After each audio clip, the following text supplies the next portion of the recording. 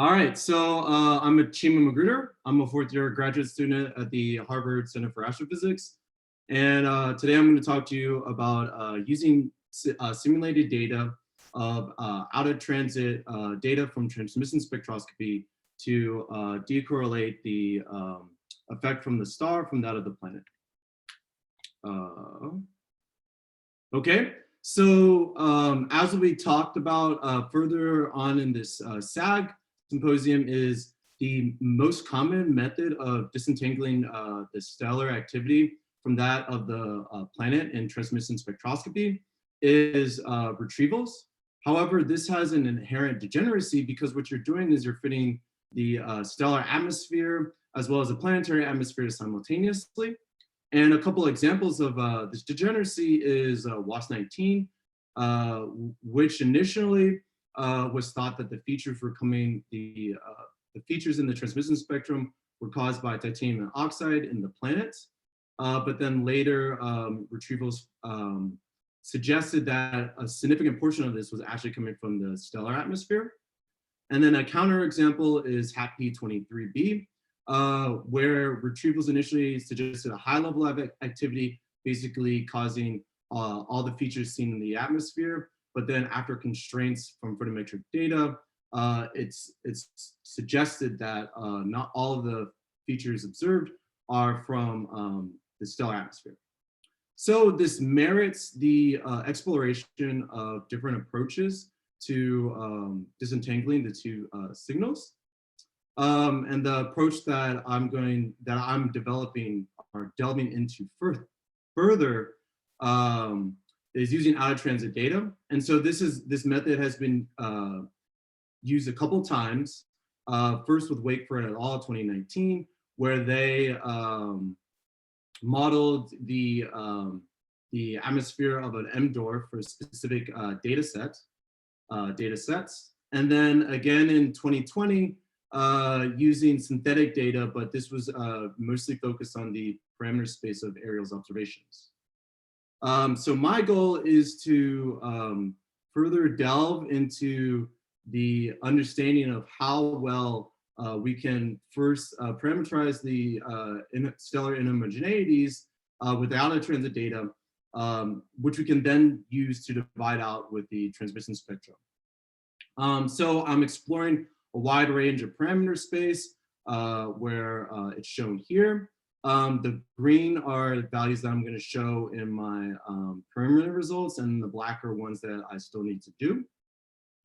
And the point is to understand how well we can accurately reobtain the stellar inhomogeneity parameters, and also how precise our results are going to be.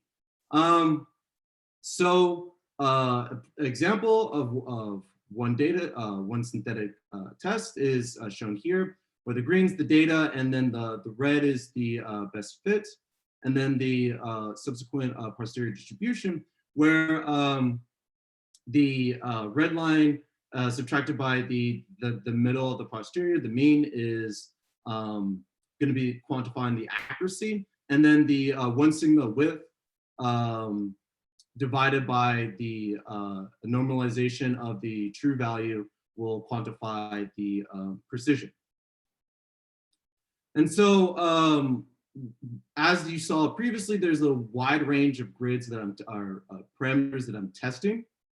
And so to portray this, I am doing a sort of a corner plot idea where for a specific parameter, I average all of the different tests that fall within that specific parameter. And so I'm only showing snippets of the results. This one that I'm showing right now is resolution versus signal to noise.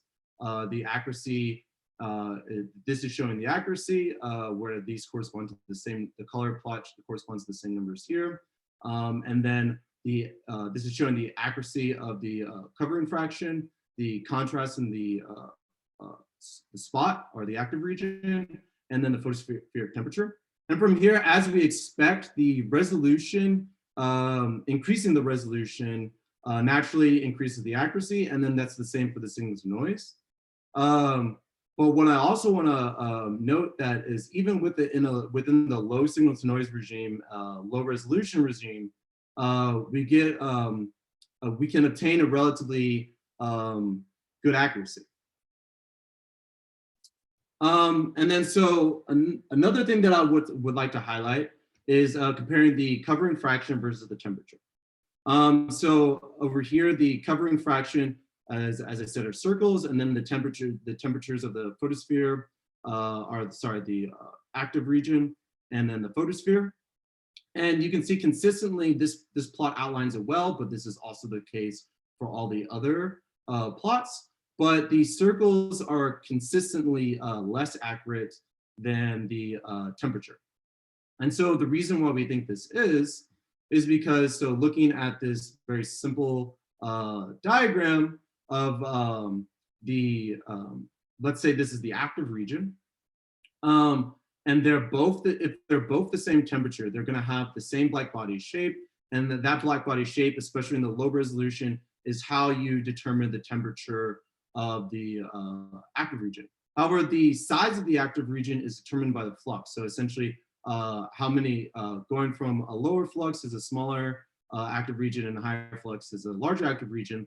And this is much more difficult to ascertain, especially if you're in a lower signal to noise region and if the active region is relatively small.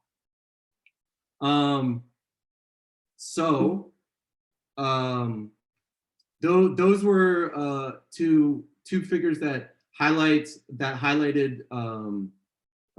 that were good highlights, but a few other highlights that I would like to just encompass from our preliminary results is, first, the precision reflects the true accuracy. So what I mean by this is the width of our precision corresponds to the accuracy in the sense that when the accuracy is lower, the width of the precision is wider. So this leads to a very low likelihood of having a false positive, where you think that your mean's at the wrong answer, but then your error bars are small. So the error bars are always large enough to encompass the true value. The spot contrast has the greatest effect on the accuracy. So this can be seen here, where if it's a much lower contrast, it's much more difficult to accurately obtain the true value. And then the last highlight, which I already pointed out, was that higher signal to noise, higher resolution naturally improves the results with the accuracy over 90. But it's much more easy to improve the signal to noise because that's improved by just we're combining out of transit data. So if you have a longer baseline, you can just improve the signal to noise because you're compositing all of that baseline.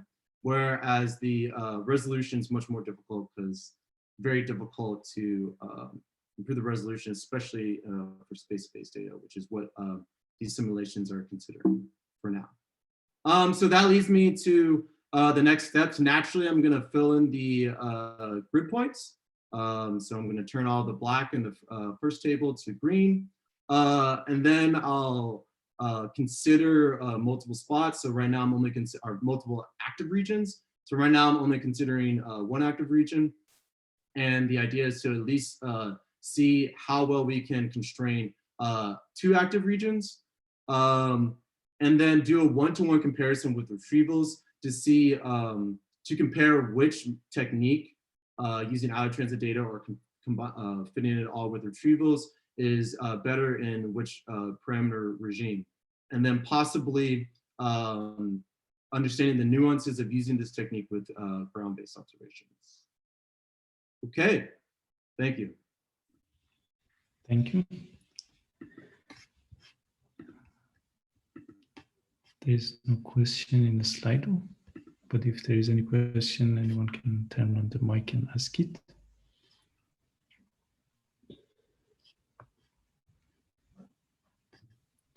I have a question that you are simulating now only one spot and you are retrieving one spot and you want to do it for several. But will you also check if you put several spots and you try to retrieve single spot? How that will affect the accuracy of that single spot? Right. So yes, we will do both. So one is to try to retrieve multiple spots. So 2 likely is the highest I'm going to go to. But then also to see if you have, let's say, 2 spots on the model, but then you want to fit it with 1 spot. How well does that compensated fit allow you to constrain the true parameters of the atmosphere of the planet? So essentially, do the spot regions or the competing spot active regions average out? Thanks. There's one question. What is the underlying simulation for your work? Right. So I simulate this using the Phoenix models. So essentially, how I do it is you have the main photospheric, with a specific Phoenix model at a specific temperature, metallicity, etc. And then the active region is encompassing just a fraction, so a fractional form of the flux.